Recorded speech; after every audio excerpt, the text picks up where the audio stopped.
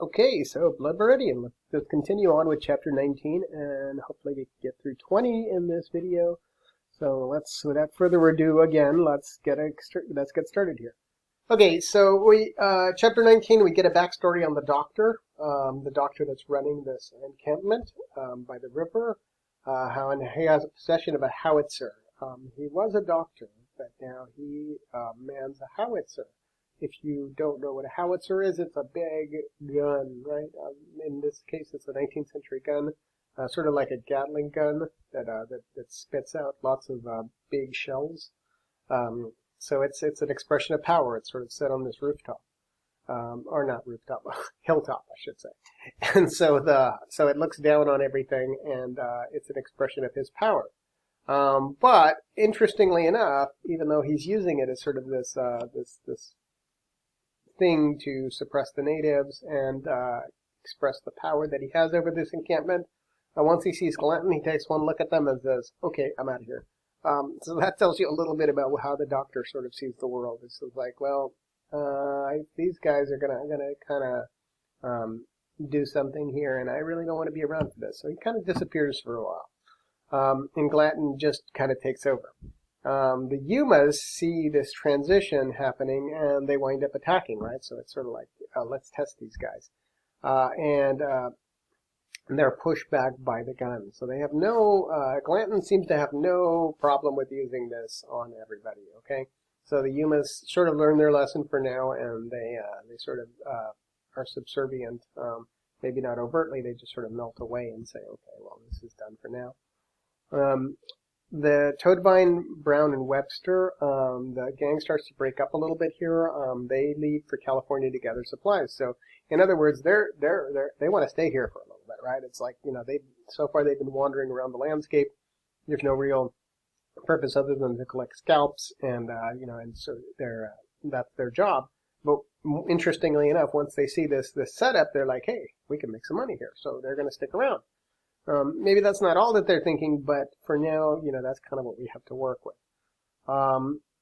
There's a little bit of an extended scene where they go to California, and we follow Brown and his minions here, and they encounter a shopkeeper, and it's sort of this comical in a sense, but sort of in a violent, sort of mean way. They want him to cut some barrels of a fancy gun, presumably that they've stolen. And the shopkeeper refuses, so Brown cuts them himself and threatens the shopkeeper. He returns with the sheriff, but then he decides against really doing anything. So Toadvine and Webster are arrested because they, of course, go too far, and then we sort of follow things along there. But then they're not really held, and they're sort of, moved along kind of thing. And Toadvine and the rest, but then they wind up getting arrested again because, again, they go too far. In this case, they set fire to a soldier. So apparently the line to be drawn here is to set fire to a soldier, and that's apparently what gets the attention of the authorities. But once they're in prison, they convince a young guard to free them. Foolishly, the young guard believes Toadvine when he says, don't be a fool. You think I'd give such a chance at your age? In other words, he tells him that he's got some stuff buried in the desert, some gold buried in the desert. And so if you come along with us, you can join the gang. But so that's the way that they escape. But then they kill the guard and they return to the ferry without any money. Essentially, they just run out of town, more or less. But then Glanton and the gang are really mad about this, and they decide to go and get the money that they had taken, back from the suppliers, because there was some negotiation that was going on, and so they think that they can go back and get the money that they had that was essentially confiscated from them. So they leave the judge in charge. It gets a little more muddled than that, but I'll sort of leave that to you to figure out sort of all the plot devices that are going on. Once again, I told you this is not going to be comprehensive, but this is just sort of to keep the discussion going. So they leave the judge in charge, which is probably not the best idea, and we quickly realize maybe a little bit about why he's not actually the leader of the gang, even though he seems to be the smartest, the strongest, the quickest, and all that stuff. But then they return, when the group returns after sort of another little series of sort of weird comical adventures. They return to see people fleeing the encampment and some robbed travelers. They get warned. It says, "You're going back there. You really don't want to go back there." But when they do go back there, they find out that the judge is, has this. He dressed himself up in a toga and he's sort of holding orgies and parties and stuff. And it's a really weird scene. Um, so then the Yumas do attack because they sense that there's some chaos going on here because they're really unorganized. As much as they want to sort of set up shop here, they're just not very good at administration, not surprisingly. The Yumas attack, they kill Black Jackson and the Doctor and Clanton all together. So we meet the demise of quite a few people in this section. The judge fires a howitzer, and again, it's an expression of his authority and power. He just kind of carries around this thing that was bolted down to a wagon because it was just so heavy to carry, but the judge seems to just sort of take it upon himself to carry this around. Just reminds me of like a scene maybe in an Arnold Schwarzenegger movie where the Schwarzenegger carries around his big, Gatling gun. It's just sort of a scene almost out of an action movie, but he uses this basically to flee, and he flees with the idiot. He takes him sort of his mascot. Okay, the Doctor, some notes about this is the Doctor with the howitzer. Maybe if you want to chase this a little bit at some point, you can. I'm not going to dwell on it too much, but if you think about it, the Doctor is a symbol of life, but he's also a symbol of death, right? He's the Doctor with a howitzer. You can probably see that sort of twinning going on throughout the book. Glanton's society, right? The thing he sets up, he sort of becomes this marketeer, right? He takes over this area. And there's an interesting progression because at first they start charging outrageous sums, right? To cross, they just immediately up the price. And because it's a ferry crossing, right? Meaning that the people need to go across, so they pay the ferryman to take them across. So they start charging them more. They jack up the prices, and when that doesn't happen fast enough, they start accepting bribes on the side. It's like, well, this is the price, but if you bribe me, maybe I can get a little extra money. And so the order starts to break down almost instantaneously when they start taking bribes and scooting people ahead. And they eventually start extorting them, saying, if you don't pay me extra, or if you don't give me that, and that, then I will, I'll kill you, essentially. This is the price for the ferry crossing, and hey, what else you got in there, right? So then they eventually go to just robbing them. They just kind of come on and start robbing them because they just drop all pretense. In other words, they're just like, okay, well, what we're really doing here is just robbing them. So why don't we just skip to the chase, right?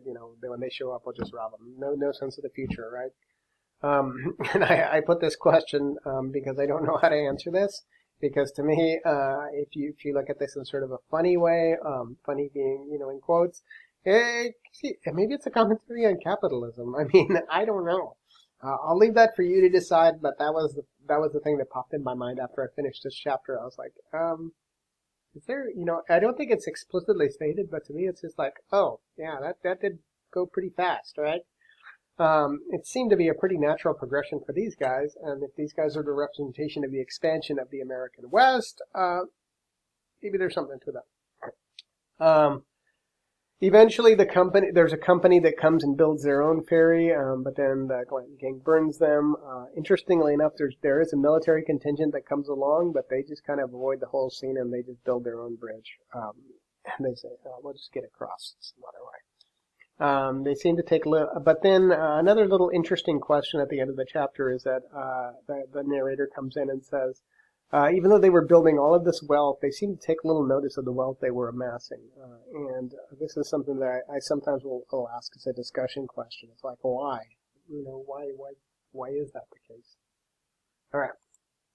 So they eventually re-encounter the Doctor. He comes out for the first time in a while. He meets the group that's coming back, and he just says, "Bad man, it's just crazy." He doesn't actually say this, but we get the impression that the Doctor has seen things now, right?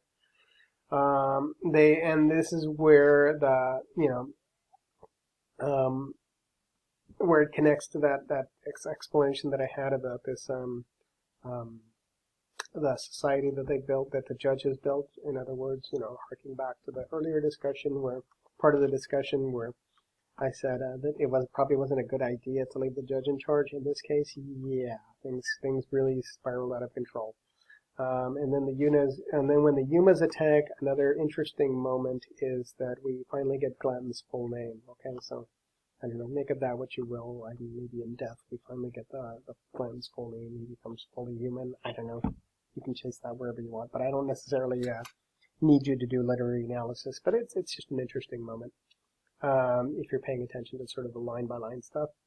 In the aftermath of the attack, the Yumas sit after the slaughter, and this is sort of a poignant moment where you'd think that the Yumas would be happy, right? Because they got rid of this sort of blight on their land. They burned down this ferry, and it's sort of a small victory for them, right? But then afterwards, they don't sort of celebrate. They just sit there on the hill, and they sort of just look out, maybe out to the east where all of this stuff is coming from, and they contemplate towns to come, right? Dun dun dun dun, right? It's sort of foreboding. It's like, yeah, we won something, but this thing is far from over, right? All right, so quickly, in Chapter 20, Toadvine and the kid flee from this area. The kid gets an arrow in his leg as they're chased by the Yumas. Toadvine and the kid encounter Toobin. They reacquaint themselves with him. They're chased by Yumas and they filter water. They're sort of this survival out in the desert kind of moment.